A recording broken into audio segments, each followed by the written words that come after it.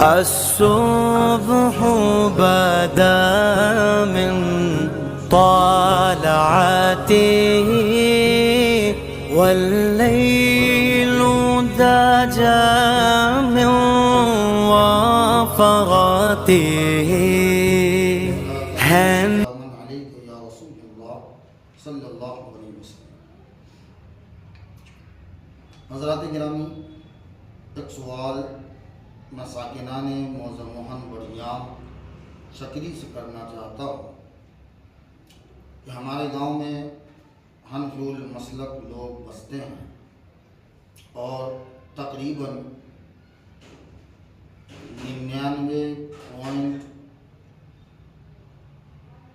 99.99% حنفی مسلک سے متعلق ہے، اور تقلید میں امام اعظم نعمان ابن ثابت رحمہ اللہ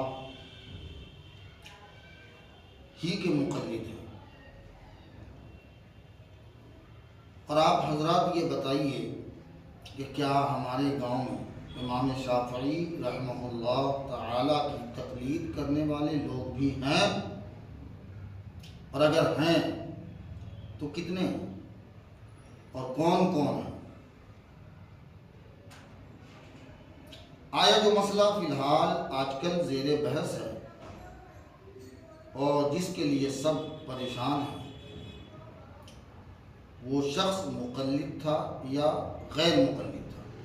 مجھے یقین ہے کہ آپ لوگ اس کا جواب خدا و رسول کو سمیع و بصیر و حاضر و ناظر جان کر ضرور دیں گے. اب یہ بتائیے گا کہ زیر بحث مسئلے کا معاملہ جس بندے سے ہے اس کا عقیدہ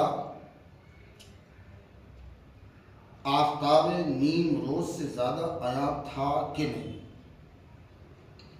یعنی وہ مقلد تھا یا غیر مقلد؟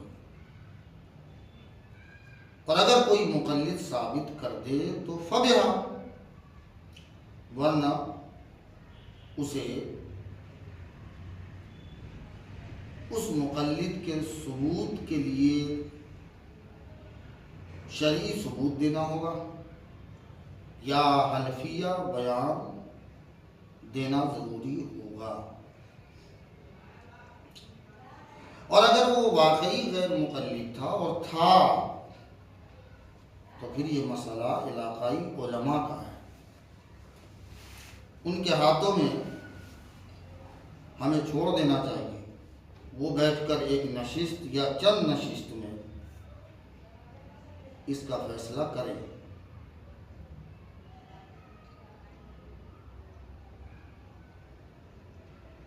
جس مسئلے کو لے کر ہنگامہ آرائی ہے، واضح رہے یہ کوئی ذاتی بغض و عناد کی وجہ سے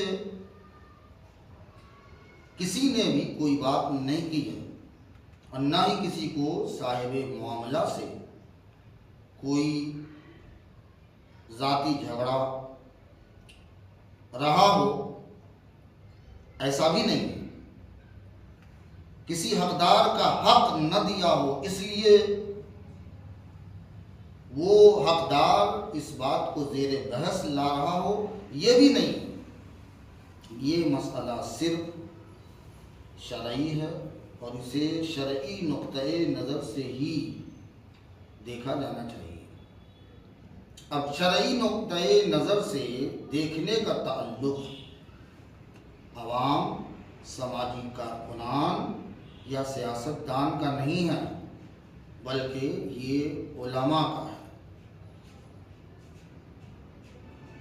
یہ علماء ہی اس پر بحث کر کسی فیصلہ کن بات تک پہنچیں گے جو حاصل بحث ہوگا.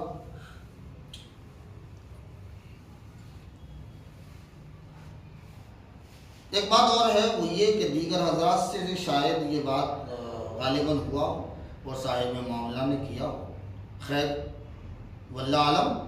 لیکن ایک بات جس کا میں خود گواہ ہوں اور ضرورت پڑے تو میں حلفیہ بیان بھی دے سکتا ہوں کہ محلے میں جب مسجد تعمیر نو ہوئی اور جدید تعمیر کے بعد جب پتھر لگا اور اس میں سنی جامع مسجد لکھا گیا تو میرے سامنے بھی انہوں نے اس بات سے اختلاف کیا کہ سنی جامع مسجد لکھنے کی کیا ضرورت تھی، بلکہ اس کو جناب یعقوب مرحوم صاحب نے مسجد بنائی تھی، اس کے لیے جگہ دی تھی، اس کی تعمیر کی تھی، تو ان کے نام سے موسوم ہونا چاہیے تھا۔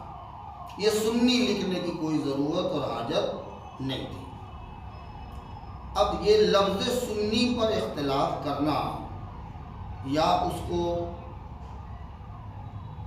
اختلاف کی جگہ بنانا، یہ بھی اس بات پر دال ہے کہ معمولات اہل سنت سے کوئی بندہ جب ہٹا ہوگا تبھی اس طرح کی باتیں بیان کرے گا۔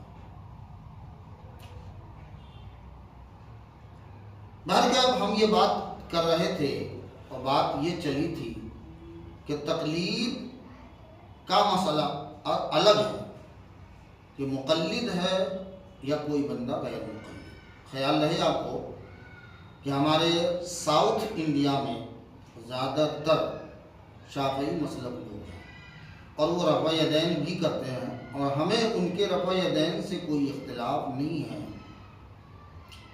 ذرا ایک بات آپ کے گوش گزار کر دوں کہ ابھی اسی رمضان میں دو عالم جو شافعی مسلک سے تھے اور احمد آباد کی رکھیال کی رجب شاہ مسجد میں وہ نماز کے لیے آئے، دراصل انہیں ادارے کا چندہ کرنا تھا۔ انہوں نے میرے پیچھے نماز پڑھی اور میرے بغل میں نماز میں انہوں نے دیکھا میں نے ان کو کہ انہوں نے رفع یدین نہیں کیا۔ نماز کی تکمیل کے بعد میں نے ان سے پوچھا آپ کو کوئی خوف تھا، کوئی ڈر تھا؟ جب آپ مقلد ہیں، امام شافعی کی تقلید کرتے ہیں رحمہ اللہ، تو آپ پر کوئی مذائقہ نہیں تھا کہ آپ رفع یدین کرتے اور ہر تکبیر انتقال میں آپ کو رفع یدین کا حق حاصل تھا۔ اس عمل پر نہ ہمیں اختلاف ہونا چاہیے تھا، نہ ہمارے مصلیان مسجد کو، نہ ہمارے ٹرسٹیان کو۔ پھر آپ نے دیکھا کہ شافعی مسلک ہونے کے باوجود آپ نے رفع یدین نہیں کیا، آخر اس کی کیا وجہ ہے؟ دیکھیے، عالم عالم ہوتا ہے اور جاہل جاہل ہوتا ہے۔ صدق اللہ، قرآن نے درست کہا ہے، قُلْ هَلْ يَسْتَوِي الَّذِينَ يَعْلَمُونَ وَالَّذِينَ لَا يَعْلَمُونَ، جو لوگ جانتے ہیں وہ لوگ جو نہیں جانتے، دونوں برابر نہیں ہو سکتے ہیں۔ قرآن نے کہا وَالَّذِينَ أُوتُوا الْعِلْمَ دَرَجَاتٍ، جو لوگ علم والے ہیں ان کے درجے بلند ہیں، بہت بلند ہیں، وہ درجوں بلند ہیں۔ یہ علمی جواب ان کا سنیے اور اندازہ لگائیے کہ ایک شخص امام شافعی کی تقلید کرنے والا ہے اور اس کے باوجود ان کا جواب کتنا اہمیت کا حامل ہے۔ انہوں نے کہا کہ جناب میں آپ کے پیچھے جب نماز پڑھنے کے لیے کھڑا ہوا تو میں نے یہ نیت کی پیچھے اس امام کے، سبحان اللہ، پیچھے اس امام کے، جب آپ کے پیچھے ہم نے اقتداء میں نیت کی ہے تو ظاہر ہے کہ آپ کے پیچھے اقتداء کی نیت ہے، تو آپ اگر رفع یدین نہیں کرتے ہیں تو ہمیں بھی نہیں کرنا تھا۔ اس لیے میں نے نہیں کیا کیونکہ آپ کی اقتداء کی نیت کی، مجھے کوئی خوف یا کوئی ڈر نہیں تھا اور نہ ہی مجھے کوئی اور وجہ سامنے آئی جو میں آپ کو سمجھا سکوں۔ سبحان اللہ، کتنی اہم بات ہے، آپ اس کا اندازہ لگائیے۔ حضرات گرامی، مقلد ہونا اور ہے اور غیر مقلد ہونا اور ہے۔ ایک آدمی اگر امام شافعی رحمۃ اللہ علیہ کی واقعی تقلید کرتا ہے تو اگرچہ بہت سارے مسائل میں ہمارے حنفی مسلک اور شافعی مسلک کے اختلافات ہیں، مگر ان اختلافات کے باوجود بھی ہم ان سے کسی طور کا اختلاف نہیں رکھتے، نہ ہی ہم ان کے خلاف کوئی ایسی باتیں کرتے ہیں، اور نہ ہی ان کے کسی عمل کو ہم زیر بحث لاتے ہیں۔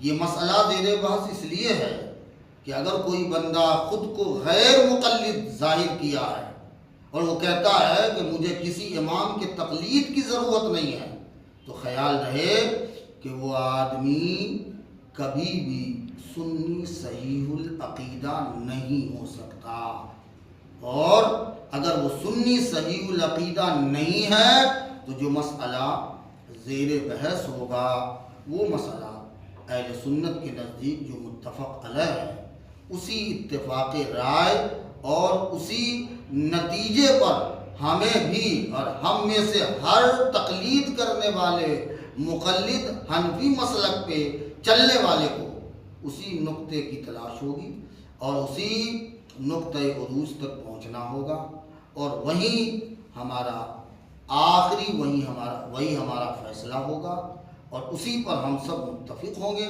اور ہم حنفی مسلک والوں کو وہاں متفق ہونا بہت ضروری ہے۔